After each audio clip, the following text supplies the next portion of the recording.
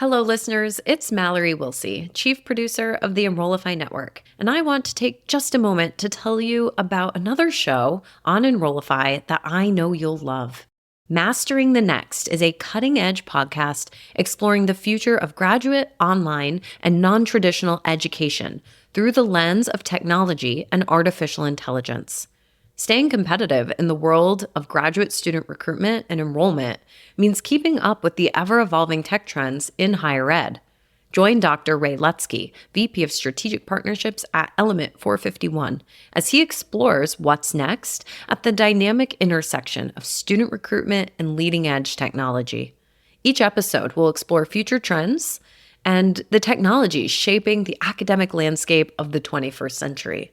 Listeners will be equipped with strategies to meet the evolving needs of today's online and non-traditional learners.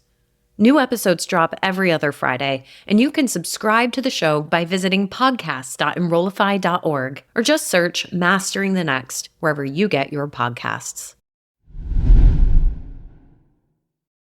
But let's be clear. Behind this strategic shift, there is a clear financial motive. Expanding graduate programs is increasingly viewed by many schools as a financial lifeline to buffer against undergrad enrollment shortages. Hit it! That's what I'm talking about. Wait! Okay, now, from the beginning. Hit it, boys. Welcome to Higher Ed Pulse, your Monday morning energizer covering insights and trends in higher ed marketing and enrollment. I'm Mallory Wilsey, bringing over 15 years of ed tech and marketing expertise to your earbuds.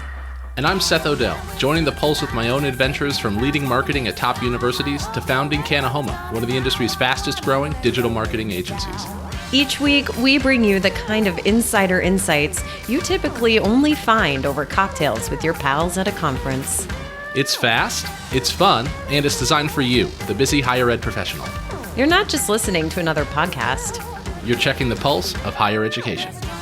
Higher Ed Pulse is part of the Enrollify Network, a robust collection of podcasts designed to help higher ed professionals like you grow. Explore our other shows at enrollify.org.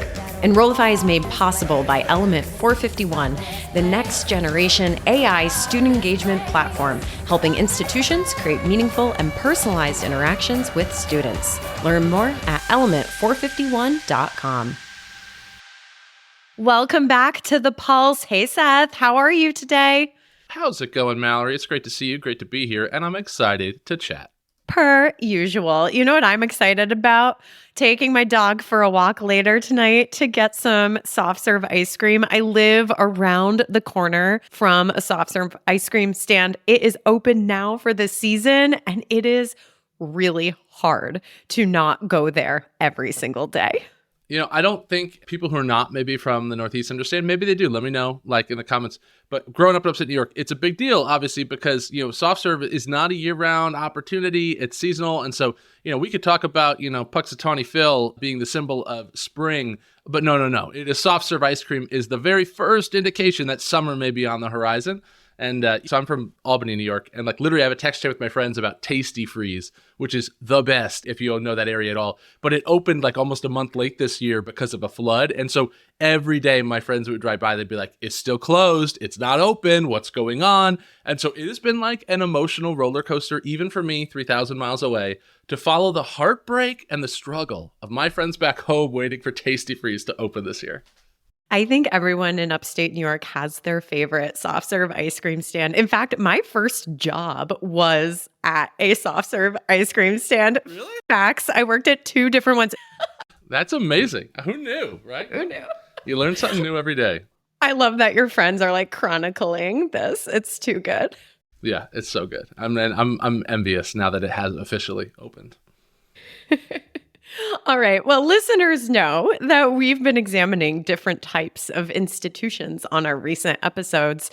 And since I just returned from the NAGAP GEM Summit in Louisville, it seemed very timely to focus this episode on graduate schools, as much as I'd like to sit here and continue to talk about our favorite soft serve ice cream flavors. Let's do it. I'm ready to talk grad. So, in recent years, shifting demographics and certainly undeniable pressure on the undergraduate enrollment numbers have steered a lot of institutions towards expanding their graduate offerings. I think it's a strategic pivot. Universities are branching out into these online programs, professional certificates, and spinning up new grad programs.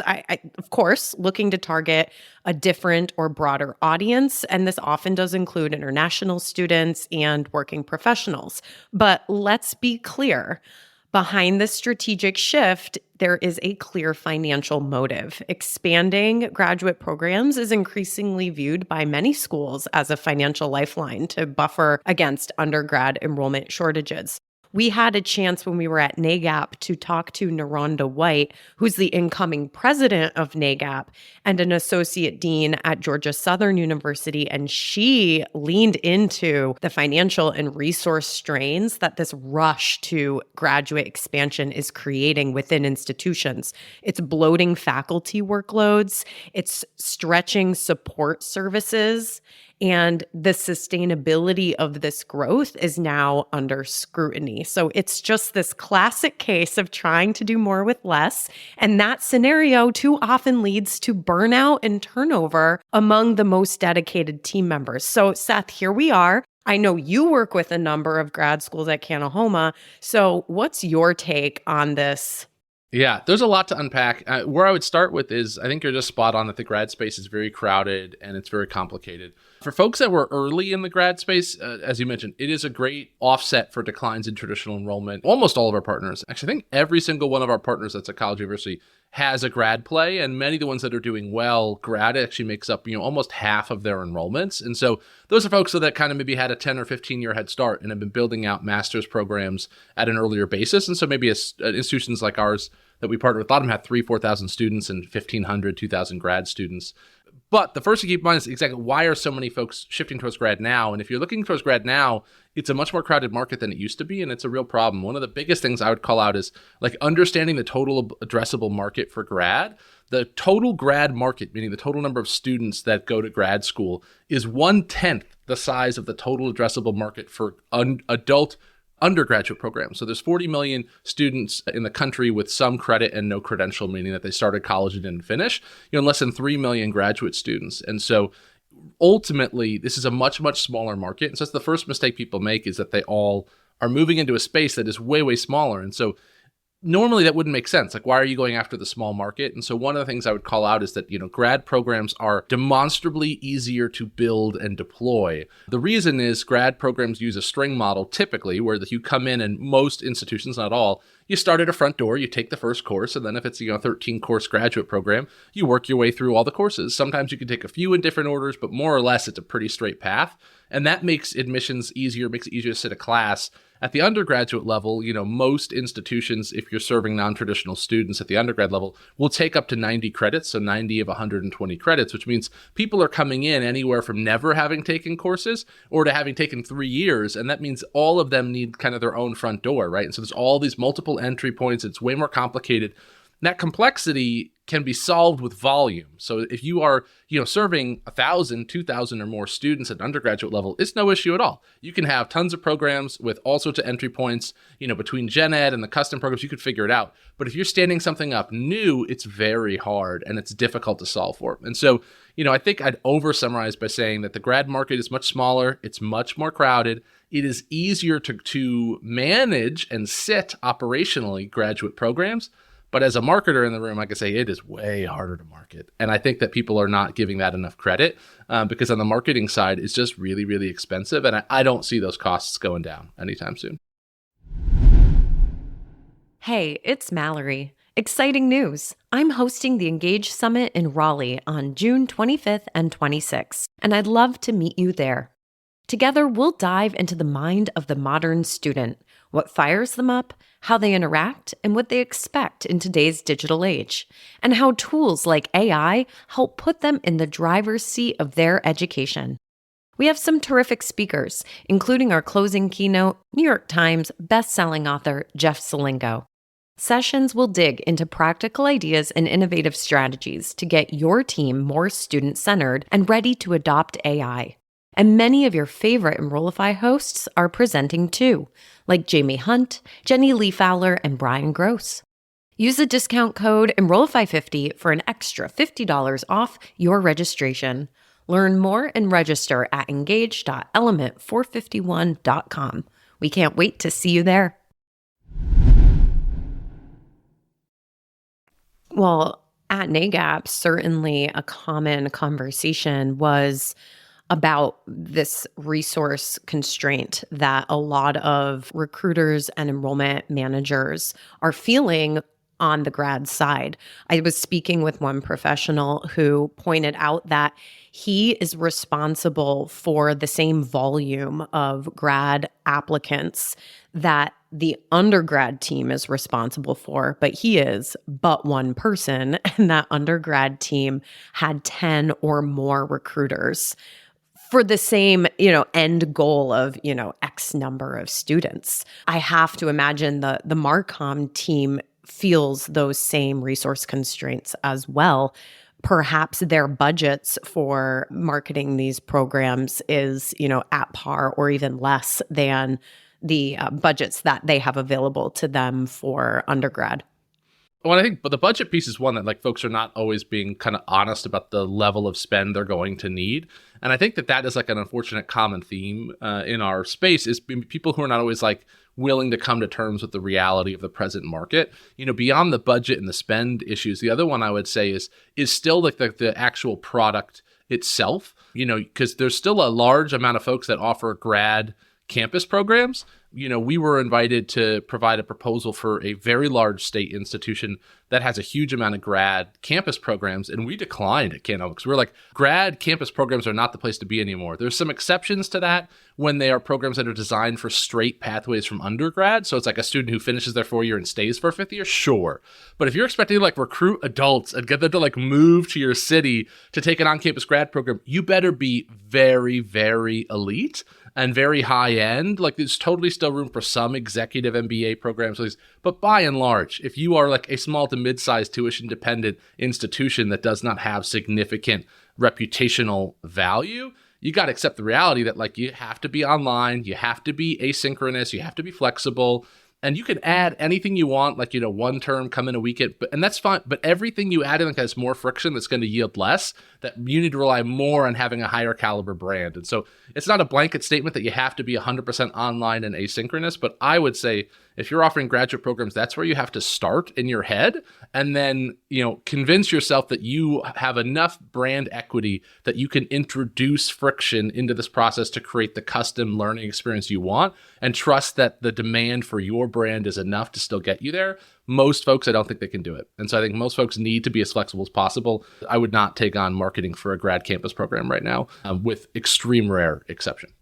I think that flexibility and innovation also has to extend into the funding opportunities for these programs, because why do grad students want the more flexible online programs? It's probably because they're working professionals doing this in their evenings or weekends, and they have other commitments like families.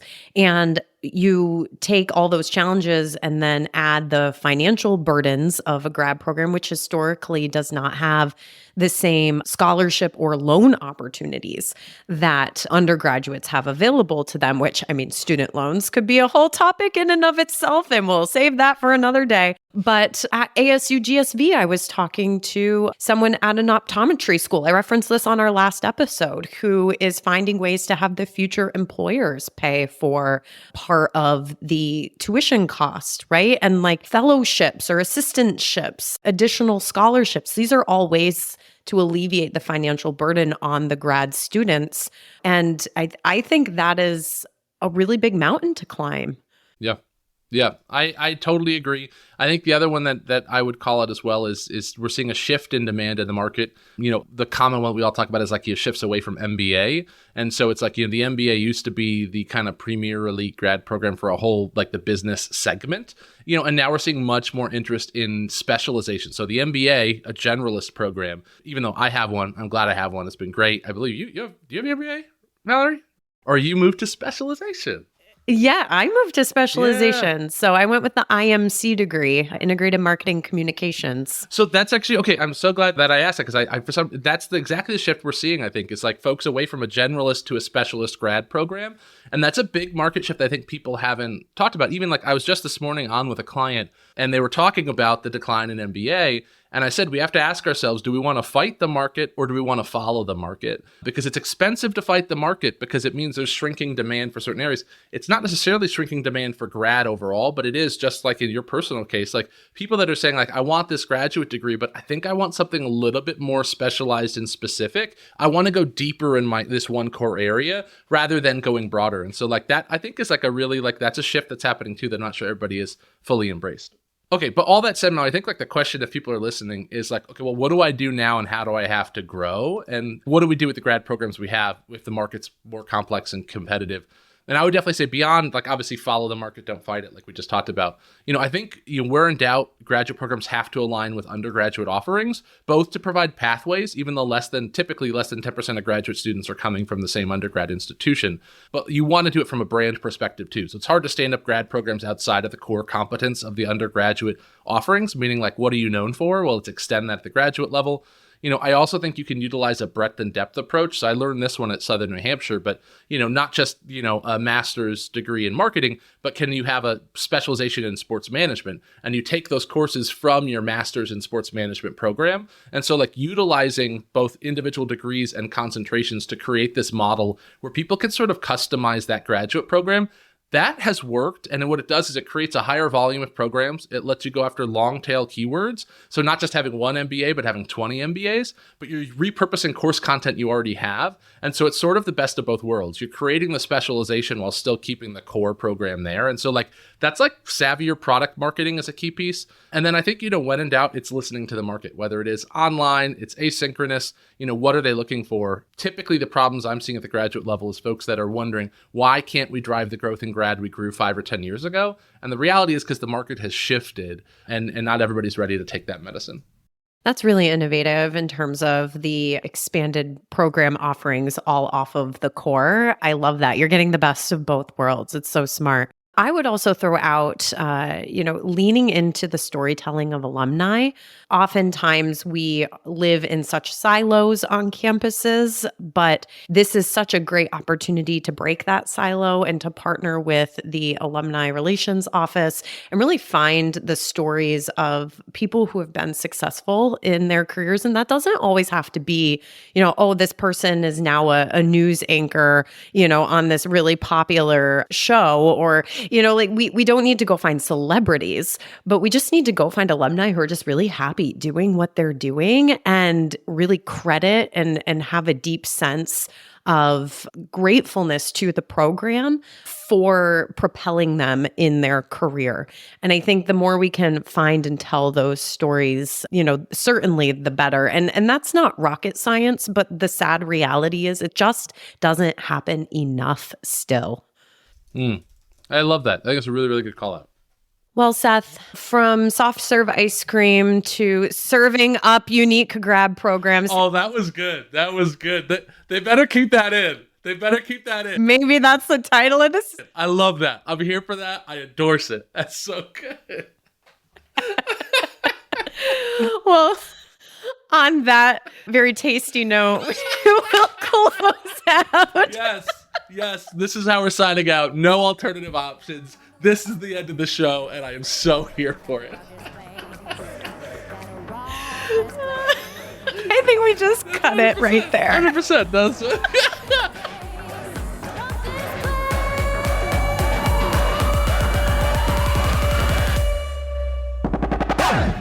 The Higher Ed Pulse is part of the Enrollify Podcast Network. If you like this podcast, chances are you'll like other Enrollify shows too.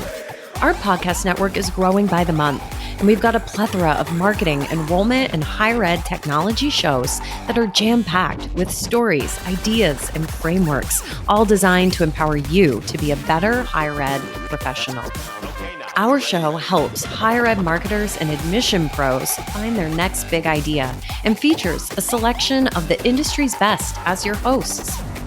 Learn from Brian Gross, Eddie Francis, Jenny Lee Fowler, and so many of your favorite leaders in higher ed. Enrollify is made possible by Element 451, the next generation AI student engagement platform, helping institutions create meaningful and personalized interactions with students. Learn more at element451.com.